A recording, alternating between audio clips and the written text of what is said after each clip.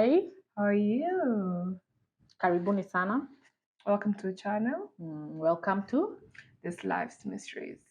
I am Wairi Monjokona. My name is Shikun Njoroge. Yeah. We're looking forward to a very engaging and beautiful episode. Yes.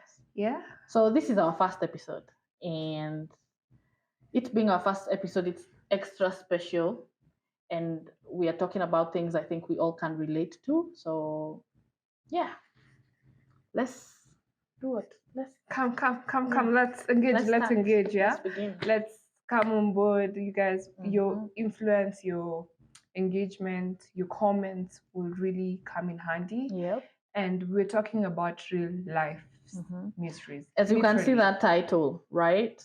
We are talking about cultural, multicultural. Is it multicultural? Intermarriages. Intermarriages. Yeah. Why we personally, I don't mind intermarriages. I support them, but there are aspects about intermarriages that that don't sit well with me, and that's what we're going to talk about today. Yeah. So we start. So I can start. Could I go first? No problem. So that you just don't say a point that. Mm-hmm. I will start with deaths. Yeah. Where? Yeah. Let's first yours? get. Okay. Oh, my first point is circumcision. Mm-hmm. So what do you think about circumcision? I will not do that shit, man. Oh my gosh. What do you think about when you say circumcision, you mean culture that promotes bodily harm? Yes, and this is for men, not FGM. Just for men. Oh, so you're saying like circumcision you want for men. For men, that's yes. what you want. Yes. Okay. They should. My thinking, my perception is, as early as you can, you should circumcise. But the traditions where they do not circumcise at all. Yeah. Like you can imagine. Kwanza mnakunja socks. You know what I mean? I don't know. Kwanza mnakunja hiyo socks. Okay. All right. So your turn. Yeah, we've not even explored it. But my thinking, and probably she would agree, is circumcise your child as early as possible. Remember, this is also their ego towards a woman. Plus, also because of their health. With that foreskin thing, it hides a lot of diseases and gonorrhea. Yeah. STIs. Name them all. Super UTIs. Wait, watch out. Men are carriers of UTIs, and you know. Okay. Yeah. The reason why I can't marry outside my culture is because of when you marry outside your culture, as a woman, people tend to brush off your own culture. Yeah. You know? Yeah. Like I go to the far east of this country and now my culture does not matter. But you forget I have grown with that culture and imenifikisha kwenye imenifikisha. So I get it. A woman has no culture, as they say. Yeah. But there are things I will not do just because you think I'm a woman and I don't have a culture. Yeah. You understand?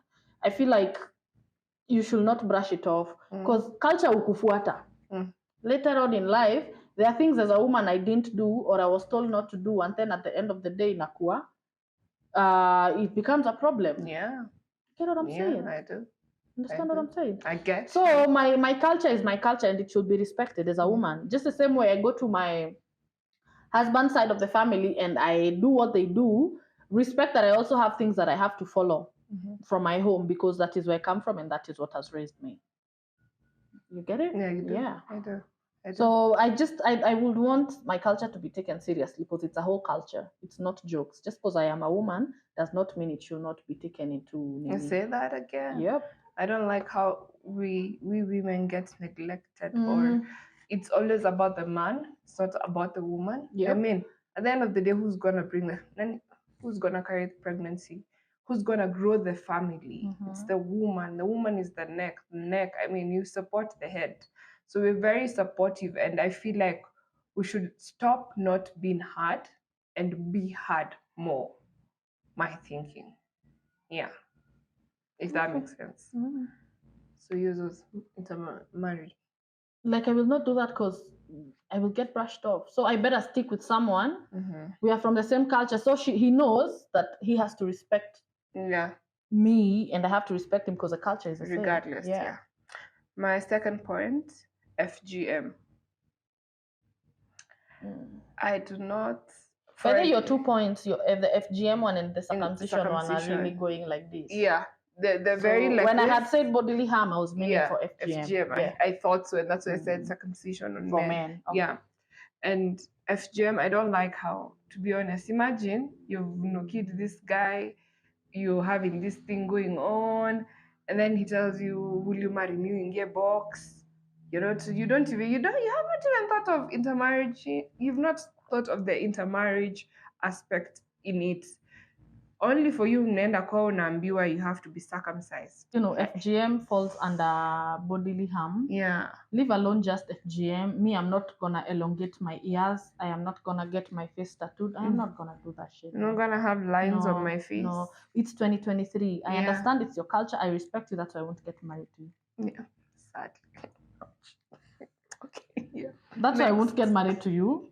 Because I understand, I respect you, that's your culture, you do you, but I am not gonna do that. Yeah, but you see, many people get into marriage without even thinking that's about the point. And we are talking about this because culture is putting so many people in bondages.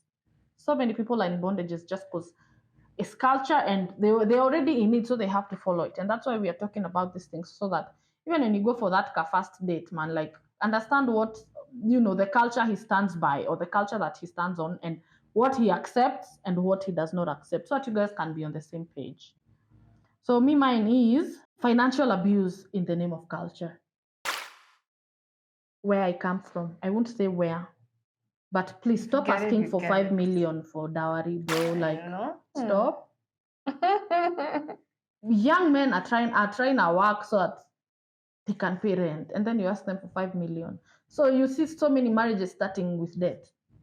They're on debt because he had to take that debt to pay the parents. And to make matters worse, the woman now also, okay, I think I can say a point. Continue. No, you can say it. Women, when you're getting married, during your arrangements for weddings, you're asking for so much from your man just because you want a particular type of wedding. It is just a wedding. You get into dowry na wedding. Me for dowry, si njia ya wazazi wa mwanamke kuomoka. Stop making it your stepping stone to driving a nice car, to upgrading your home. No, stop, man. Like, people, like, when we start on debt, when are we ever gonna stop? When are we ever gonna stop? It's sad. Right? You ask a young 30-year-old for 5 million, aruteku, atoe wapi? So he goes and does shoddy things, and then once they're in that marriage later on, you find out maybe he got that money from a mama. Are you still gonna blame him for that? It's your parents at she went to a private school. It was your duty to take your child to a private school. Exactly. You don't charge a man for it. Where people losing the aspect of culture, where if you're paying dowry, like from where we come from, you're supposed to pay dowry according to what your mom absolutely. So what your dad paid for your mom is what your husband is supposed to pay for you. So where this clash of man is getting married to me, and my family is asking for millions. Nah, that's stupidity. I won't lie, that's stupidity. Let's talk. Let's just be parents. Man. Hi. How are you? Acheni. Please, you're putting your kids into debt, and you're putting them in jeopardy of how are they even gonna start this life? As in, unapata, you get a man with a kasalo of 70-80K, because that's the bare minimum in this country right now. Then you ask for 5 million. They have not even saved 300,000 euros. Not even on a Ghana 100 they don't have in the account, savings account. Let's stop this. And anyway, my thinking about it is what I had said earlier. The women stop being over ambitious. Leave alone being over ambitious. Protect that man from your parents. Like what I'm trying to say is during weddings, no, leave around the ratio. Now a wedding, no, you know, a wedding is a man paying for these things, yeah? And a woman is out there thinking, I want this wedding to be a beach wedding at the coast. Just because you've been fantasizing about these things, so you want your wedding a certain way. Guy, just be real. This man is earning this amount. He already paid a dowry of this amount. What are you bringing to the table as well? You just ask yourself, what are you bringing to the table? Because people end up doing those michangos. You should not even do usiniweke kwa group ya harusi.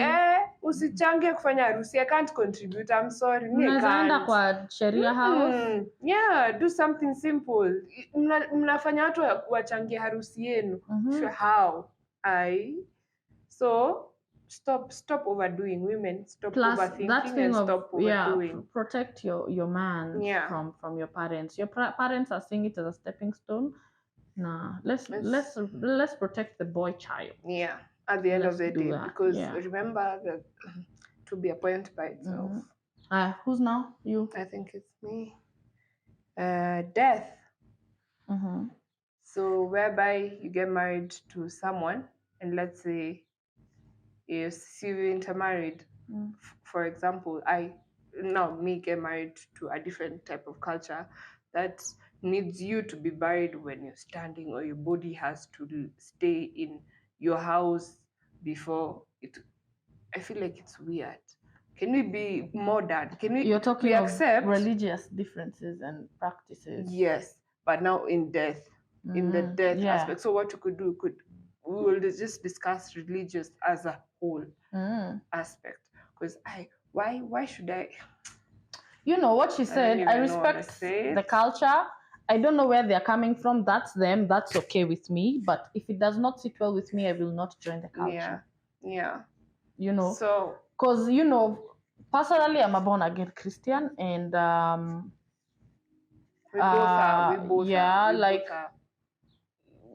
My Bible tells me once you're born again, you leave everything else, the past, or some practices, and you follow Christ.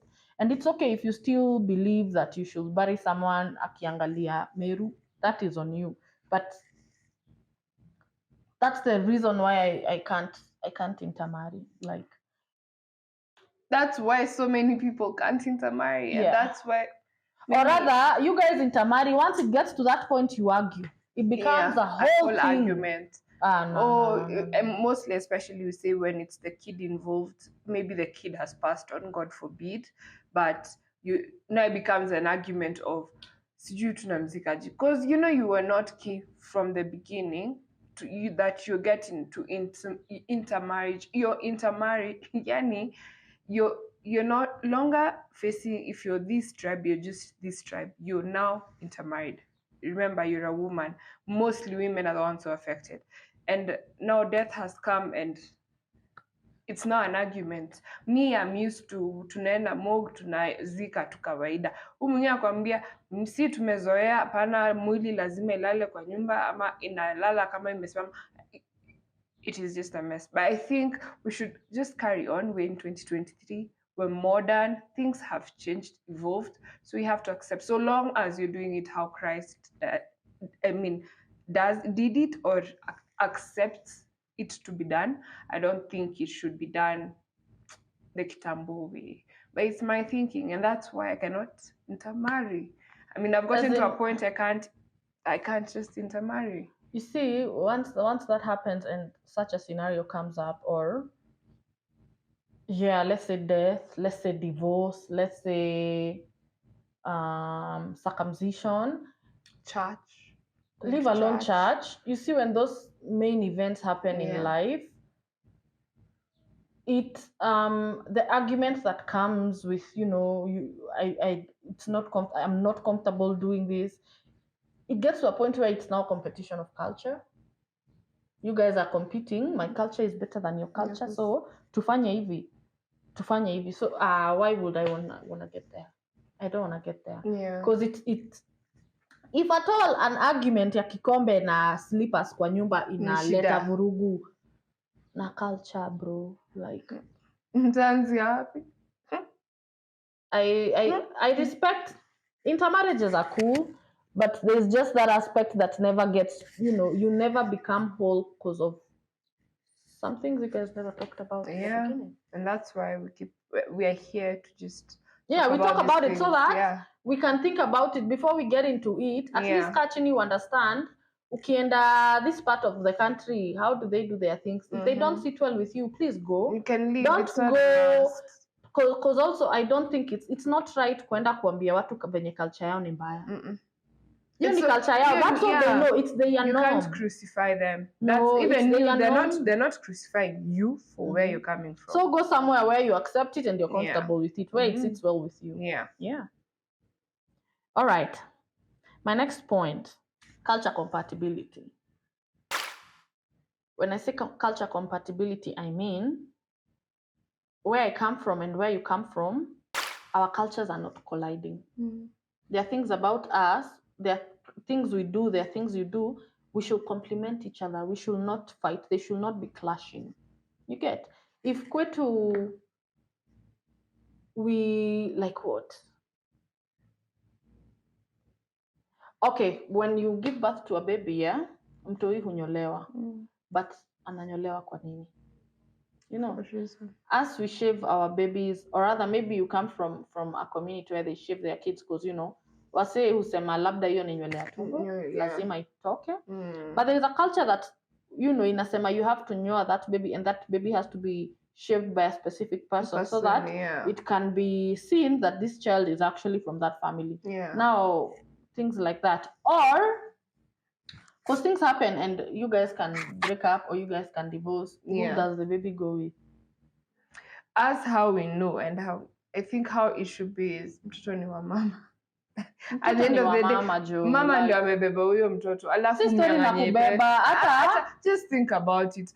Huyu mtoto amebeba na mama. Alafu baba tu akuja aseme mimi am the one who's going to the child. Sikubeba mtoto like nani wamka usiku ku breastfeed mtu at the end who is bonding more this nani anafaa kulea huyo mtoto and me I want these divorces and all these breakups ziishe man, watu waache hiyo story. Sit down and raise kids. A child can't stay without their father, and neither can they stay without their mother. But when you threaten me that my kid will die because they have not gone with their father, please respect yourself. And if you really have to divorce, just figure how you're going to marry. I mean, not co-parent. Because to be honest, growing up without either of your parents is not easy. To get the kids into depression, that would be more money on you, something that you'd have avoided. I mean, and it's something that you'll never take away. Once you're depressed, always depressed. And that's not even a topic you'd ever want to have with your child. So if you're really divorcing, let it be that you're both co-parenting and you're doing it very well. And that children should not be in between your issues. If there's an issue, you're telling the child, tell the father Juicy, I saw a story of, I like this guy, I'm a big fan. His name is Tumbili. Do you know Tumbili? No, I don't. Oh, Christ. I'm missing out clearly. Tumbili has a wife and they have, I think, 3 kids or 4 kids, I don't know. Yeah. But the lady, that baby mama, has been abusing Tumbili physically and also abusing the kids just to get to Tumbili. You get what I'm saying? Nikki, man, why would you even do that? Leave alone even kids, before they even decide, they even get depressed. You disadvantage them in society. Completely. Like that child sits in class and their parents, the mother stabbed the father last night. How is that child gonna? How will they even consent? Why even just thinking about it? It's just heavy. Let's anyway. There are things that go beyond culture because now that is mental illness or that is psychopathy. I do not know what to call it, but wacha tu ikifika culture jueni mnaenda wapi ma. Mi nataka kujua kwenye naenda. I have been in a cultural relationship before, or even relationships. Let me just, so that was your second point. But I sat down and I thought, there's so many things that I didn't agree with that culture or his culture. And I thought to myself, you sit down and you think, in 5 years, how are you still gonna handle it? And I don't think I would have handled it well. So I just decided to Left group. make a left group. It's not a must. Yeah, see your must. Anything, same thing. You sit down, not even have a conversation with this. For myself, Yeah. I've not had the conversations with these people, but I can't. As much as how beautiful you see this relationship being, at the end you just see collusion, like mta collide vibaya sana. So I will act accordingly. I will never be the ones to left, but if I get the opportunity to, I left. I won't do anything twice. I left. So Me, I don't want to be in a situation where I'm lefting man. So let me figure it out now. yeah, so better now than when you're together married and you're now living there, even for yourself, for your mental health. Ebu imagine you join a community where mkishaoana bwana yako anakam na familia yake kwako. So nyinyi mmeolewa mkiwa wawili, lakini unapikianga watu kama mbao. Idiota. Like hizo vitu by the kuna wase accept. Na ni poa we accept. Lakini mimi personally, you can't. Plus, me, I don't want to get to a point of resentment. I resent this guy because of his culture. Let it just... Let me just say just from the word go. Kwetu, wacha tu nikae kwetu. Where you belong, That if if this guy comes with his whole family, I know his culture and it happens, and I'm okay with it, and I'll cook for the 90 people that are in my house, and that's okay. If you want it, go for it. But this is deep. I'm not okay. Let me not say that. Deep. Let me not say what I was about to say. Just say it. Say it. If it's not, no, I don't wanna pinpointing. No, let me. That's what I don't wanna. Okay. Do. Yeah. All right. Because I respect everyone. I respect your culture. Yeah. Experience it in your own beautiful way. Then me, I'll look for my own beautiful way to do it. So. Yeah. So let's just remain. Me watch and man. Yeah. By the way, if I was to move the way that I remember a year ago, I used to say I can't Mzungu no, but yeah, still no, I wouldn't. But at least then they have no culture. Yeah, and I love that. African cultures are debilitating, man. Like if I don't do this, I will go mad. If I don't do this, I will get sick, bro. I won't have children. This will happen. Like I'm Christian and I don't believe those things happen, but I will not take myself there. Yeah. It's like putting your finger in fire, it will burn. Of course. I don't believe in it, so I won't go where it is. Period. Dress codes. So, you cannot wear, if you're used to IG me. I'm used to me and my short dresses. I get married to a culture. Should not wear the short dresses. Me, my life to stop, my life to literally stop because I cannot wear, thank you. I cannot wear short dresses. Let's repeat this again. Kindly, before you get married, before you get into that relationship, get to understand the culture so that you don't surprise yourself when doing it. I don't agree with you though. I know this one is something. No, it's not about me liking my long dresses, but it's about decency. Because hata wewe juu venye unapenda nguo zako hauwezi enda kwa wazazi wa bwana yako na nguo fupi. I can't hata kwa mama yangu tukienda kanisa, I cannot go to church with a short dress. Yeah. This are just, when I'm going out, going to the mall, I'd wear something short. But when I'm in front of people, the respect I give them definitely has to be. Lazima idumu. So that and I'm also not praising people who wear short. I'm not people who wear short things towards wazazi, going to church. I just give our parents and the church. Church says our bodies are the temples of the Holy Spirit, and I think it even mentions something about decency. Yeah. So sadly, I know it's a work in progress, but also I just think the intermarrying and wearing short. If you like wearing short dress, kumbukeni, just remember from the word go, get to understand your man and the culture you're getting yourself into, because we're at the age, our age is now the age of people where people are getting married. So we felt like this is something that we really needed you guys to. For dress code, I think for me, for dress code, I can compromise. Yeah. I can. Yeah. But not to wear a buibui. Yeah. Okay, that falls into religious practices, but I can compromise. I can compromise. Okay. Decency is everything, It's man. everything You at can't the sit end of down the and day. say, oh, I Yeah. won't marry this man because he won't let me wear shorts. That people, me, I can't. Okay. Oh, why? Because not even just because it's not a must I wear short things outside. This man will refuse me to wear, even in the house when we don't have kids. I can't wear my short dress, I can't wear my shorts, I can't. Hi. I always make 50-50. Yeah. Now my next point is culture that will make me lose my family. Oh yeah. Sad.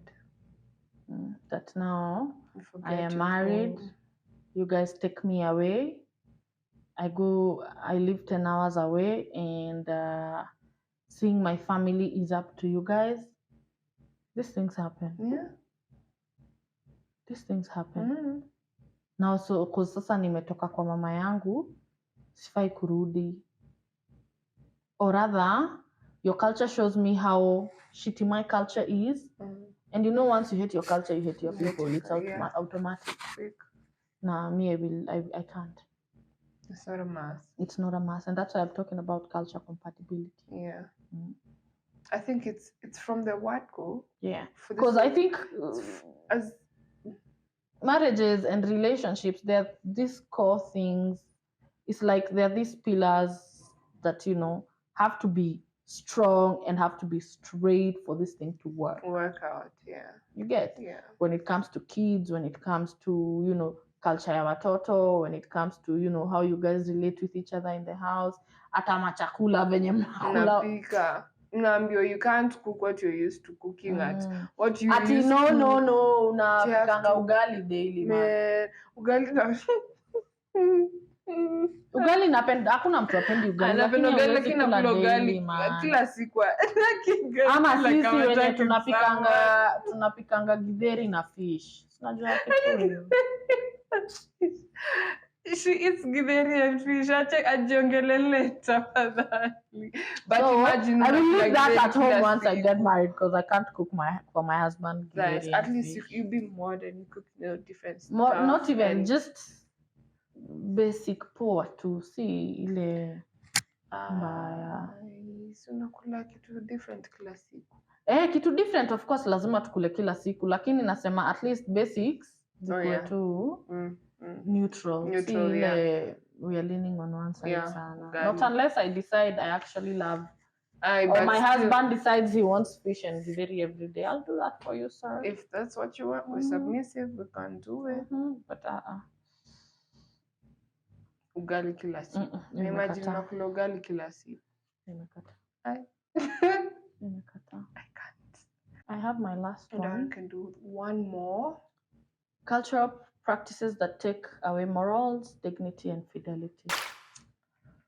I think that has to do with now you can imagine today.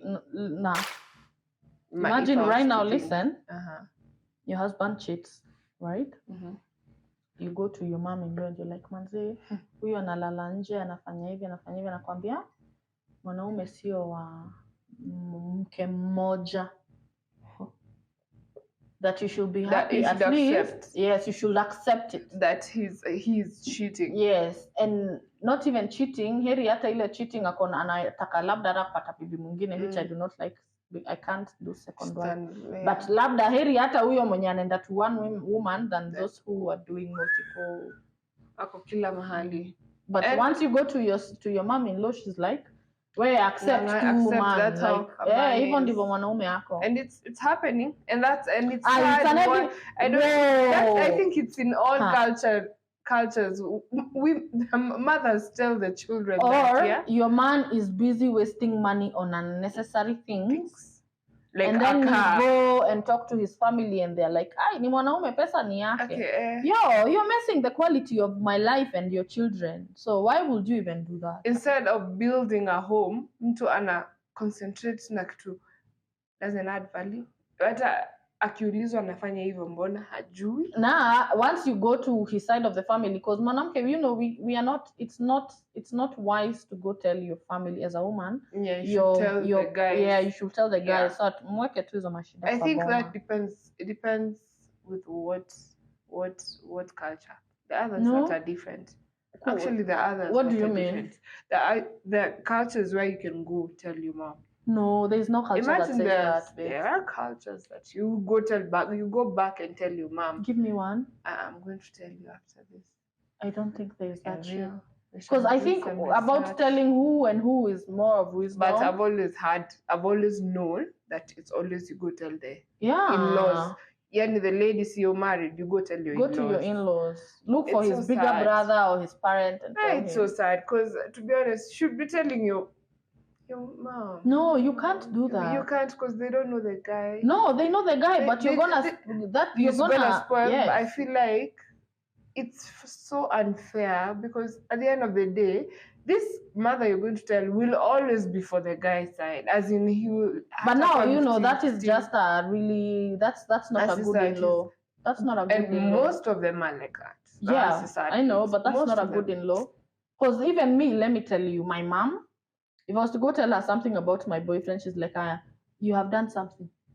For your boyfriend to be like that, for your husband, man to be like that.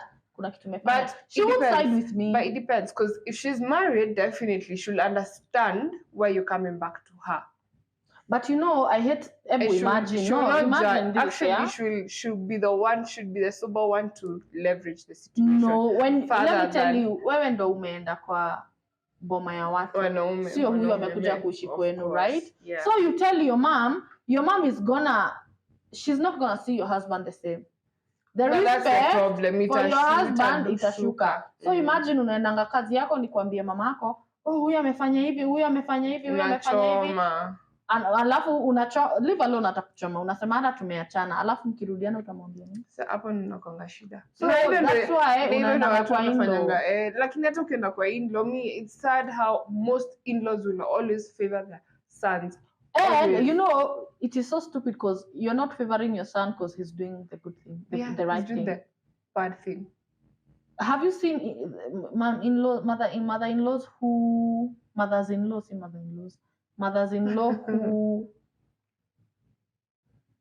who are, it's like your husband is now becoming a drunk. Yeah. And you anakunywa can see sana. Yeah. So you tell his mom, mtoto anakunywa sana. Like anakunywa pesa yake. Bro, akikuwa mboga usikuje kunitafuta. Nitakuletea tu hapo akiwa hiyo cabbage yake. Akiwa hiyo mboga. Kikabeji kyako shika. Nakurudishia hiyo mboga. Si nilikwambia? Na mimi niendelee na life yangu. By the way, mothers-in-law, you guys sign. Mnaribu watoto hii. Na after 10-20 years mnasema bibi yake alimstress na anda alikunywa. Bro, I told you what she was doing from the beginning. Much. Of course it affected me. I stopped doing some things the same way I was doing. Yeah. Of course I can't. Not he's not cheating with one woman, 2, not 3. So akikam home nilale na yeye. Alafu nipate super, tunajua nini hiyo. Simalizia hiyo. Imekuja huko. Take guy. Si lazima. Moms-in-law are really promoting that infidelity. Yes. That immorality, because it's pure immorality. Yeah. So it spoils, unaharibu marriage ya kijana wako instead ya kurugamia. Imagine, alafu kaja kuga. Wanakwa. Don't cry later. It's better safe than sorry. From the beginning. Yeah. We're not telling you it's a must. Do whatever you want. But we're telling you better safe than sorry. Yeah. So I think you have any other points? Yes, this one. That will make me sacrifice my purpose or my destiny or my dreams. Let me explain. One thing I know personally is Wairimo. Purposes, careers, all those dreams, they don't matter, but I do them anyway. Because why am I alive? Yeah, you. And this is not the era where women don't work, women don't do this. This is the era of Deborah in the Bible. She was a judge, and I know she was also a wife and a mother. Just that they actually just highlight her career as only the first woman judge in the Bible. Yeah. So the things I wanna do, they're not gonna take away from me being a wife, but don't stop me from doing them. There is drama online right now. Yeah. And her main concern was that this guy didn't want her working. He didn't want her doing her job. To a point, he brainwashed her, and every cent she baked, she'd send it to this guy. It had to be half and half. Yes. So, nah. That's not right. And you're from the same culture, concept to make matters worse. Are they? They are. Yeah, they are. That's so sad. Okay, that's so sad. It's sad how. So there is that man is a psychopath. He just does not want to work. He doesn't want you to work. But there is now a culture that the woman should stay at home. Unangi culture yenye wanatoa bibi Nairobi. Have you watched Papa Shirandula? Bibi alikuwa wapi? Nairobi. Ushago. Bwana alikuwa Nairobi. The husband is in Nairobi, the wife is in Shags.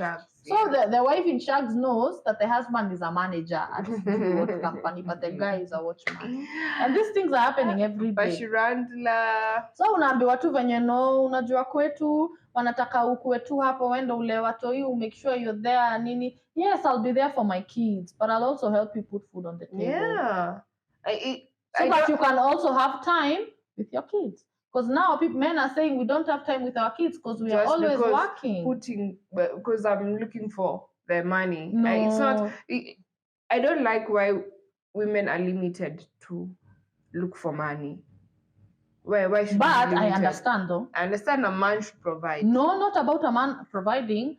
Mwanamke akipata pesa anapata horns. Yes, it's true. Hiyo ni ukweli. But nayo nitapata, if I'm a good woman, if I'm a moral woman, nitapata horns if you're not a good man. No, but still tunazina grow hapana. Hata mwanaume akue mzuri aje. Unapata tu pesa kidogo. Pesa kidogo shaanza kuongea. Shaanza kuita bwana yako sijui nini boy sijui. Let me just not even talk much. But yeah, I understand that aspect na I understand wanakomesha wanawake cause ni kweli tukipata pesa at times tunakuwa hivyo, but we get carried away. To even get to a point that she wants to go look for her money, it's because the man is not present, right? There's that situation most of the time. I see now we have like our former president Uhunye. The wife was going for runs with Nini, not because she needs the money, right? But because she wants to do it. Yes. What if he said no to her? And it's not like she's lacking anything. Yeah. The man is rich. She gets everything she wants, of course. Definitely. But then she needed to do something for herself. And for society to even remember that. So there are situations, it's not because he's not providing. It's because she just wants to be more than she is. Because that's whom she is. Like, she's aggressive. She wants to look at you. You're looking for money. Whether you have a man or not, whether you get a man or not, the man has to accept that will you stop looking for money because of a man has, in your culture, has told you not to look for money, okay, anakupea kila kitu. Hapana. Me can't, because when anakuambia ngo usiende kufanya kazi, watakukalia like kazi tu. Whoever feeds you controls you. Exactly. So I'm going to look for my money, whether you marry me or not. I'm sorry, who's gonna marry me is gonna watch this in the future, but I'm going to look for my money because that's how I'm very aggressive. So and I know you are. Look at us doing this. So who's gonna stop you from me? Even apart from just being aggressive, because yes, I am where I come from. We are very aggressive. I just, I just don't wanna be not even just cause we can't. We are not cabbages. Cause we have being a mother is a whole job. Being a wife is a whole job. But I want an extra title from that. Of course. It's not because my man is not my man is not providing or he's not good enough. It's just because I want more. I think I just want a longer eulogy. It will be beautiful. A longer eulogy, man. she was she This and used this, to yeah. she did She this, supported this. she She brought volunteered on, she you you know. know, like things that make sense. I Also, just see, want more for myself. Yeah. It's not at me. It's not about even making so much money. It's more of what have you done for doing yourself? more. Yeah, for yeah, yourself. yeah. Yeah. So that my kids can know. You just don't have to. Kazi yako si kukuwa mama yao tu, wa pick up a skill or two, Yes, or a at trick least, or something for this life. to Yeah. do. Because it's not even always about the money. You could It's see, not. like Unye's wife, charity. She's not doing it. She's not giving doing it for back, money. Yeah, Giving back to and also keep fit, man. And people to, exactly, and people to keep fit. So I think, yeah, those are the things that are happening at the moment. But disclaimer, we do not hate other cultures. This is not hate towards any culture. Yeah. It's just my opinion on what I'd want and what I'd not want. And it's also a very good, what do people talk about on dates? What do people talk about? Because you should talk about this what you should talk about, yeah. But don't go telling your man, no, I do not like men who marry people looking that way, this way. No, just listen to this man and see where he stands and see how strong he is on culture. Yeah. That is the only way you'll know or understand whether this is what you want or not. Yes. But you know, as women, we are very good with you know, red flag tunaifanya inakuwa pink. Na amekwambia vizuri, we nataka nikuwe nipeleke ushago, unasema ni sawa. Napeleka ushago inakuhit shit. Reality. Alafu hapo unaanza kupambana na divorce, uanze kwenda therapy, kuna vitu tunaweza ama sahi kuna vitu tunaweza avoid tu mapema ndo best. Mapema ndo best. Na tutawashoingi hivyo. Yeah. Because even us, we are learning and we are trying to, there are thoughts we want to, you know, keep running in our minds. So that when we meet these people, these sons of Zebedee, we can at least, we know what to look out for. Yeah. Yeah. You saw a 70-something-year-old man who married a 9-year-old child. Where? Where was it? I won't say the place because you'll know what those. Alifungwa though for life. That's your father-in-law. Imagine. Just imagine. But surely 9 years. And you're married to the son. So there is a lot of madness happening, and it's good cool. Because, you know, it's not even about you following that culture, accepting it or not. But karma for that culture will come on you too. Proper. Even being human. Being a decent human being, the things there's things you can't. It's 2023. Kuna mambo tunaacha. 2022. Tuliacha na tuna step ahead. Yeah. So I think with what you've said, I hope you can pick a trick. Tip and trick. Yeah. Or rather, we just hope you just pick out just one nugget from this whole conversation. Least, you know. Tell us in the comment section and tell us what you will not settle for. Yeah. What does that? Tell us that one thing that does not sit well with you, and then we will also respond to you guys. Yeah. Yeah. Thank you we're humbled for you coming on board and just listening and watching this video, and we're looking forward to having you again and having these conversations, giving you some tricks and tips about life and having reality talks. You know, just would even appreciate if you told us what to talk about as well. That would come in handy so that we could see how we could move ahead. Yeah. So catch us on our next video. Yeah. All right. Thank you so much, guys. Ciao. Bye. Bye.